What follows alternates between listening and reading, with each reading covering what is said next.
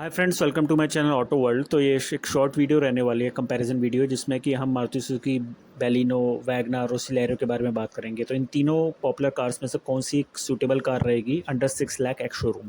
तो जैसे मैं जानते हैं ये तीनों कार्स काफ़ी पॉपुलर रहेंगी अपने अपने सेगमेंट में।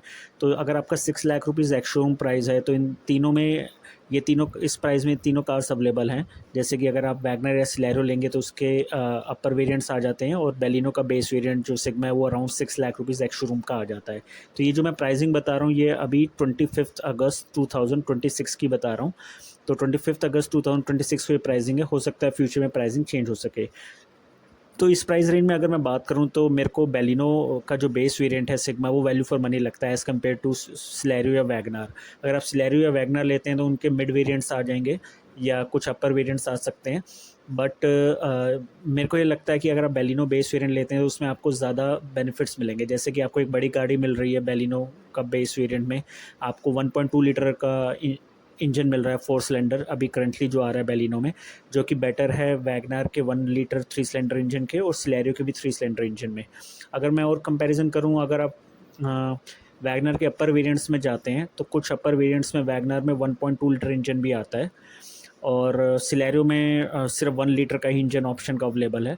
तो अगर आपको 1.2 लीटर इंजन चाहिए तो सिर्फ आपको बेलिनो में मिलेगा या फिर वैगनर के अपर वेरिएंट्स में मिलेगा। बट अगर आपका 6 lakh rupees ex showroom price ही है तो उसमें मेरे हिसाब से बेलिनो ज़्यादा वैल्यू फॉर मनी मिलेगी, क्योंकि बेलिनो एक बेटर कार है, एक बड़ी कार है एज़ कम्पेयर टू सिलेरियो और वैगनार। और साथ में बेलिनो के अगर मैं बेस वेरिएंट की भी बात करूँ उसमें आपको काफ़ी यूनिक फीचर मिल जाते हैं। जैसे बेस वेरिएंट में बेलिनो में आपको ऑल 4 पावर विंडोज़ मिल रहे हैं, आपको सेंट्रल लॉकिंग मिल जाती है, आपको एडजस्टेबल हेडरेस्ट मिल जाते हैं, आपको ऑटोमेटिक एसी मिल जाता है बेस वेरिएंट से। तो आई थिंक ये कुछ यूनिक फीचर है कि बेस वेरिएंट से आपको इतने सारे फीचर्स दे रही है बेलिनो।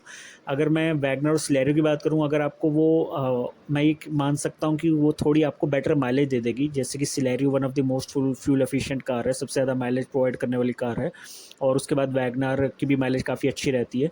बेलिनो की माइलेज भी अगर मैं कंपेयर करूँ तो ऐसा कोई इशू नहीं है, अच्छी माइलेज वो भी प्रोवाइड कर देती है। अराउंड आप कह सकते हो कि 2 से 3 पर लीटर का डिफरेंस रहेगा।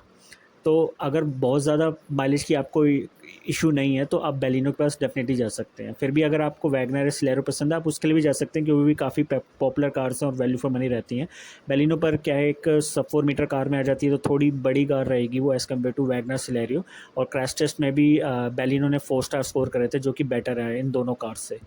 बाकी ऐसी वीडियोज़ मैं डेली बेसिस पे लाता रहता हूँ जिसमें कार्स की कंपैरिजन करता रहता हूँ मैं।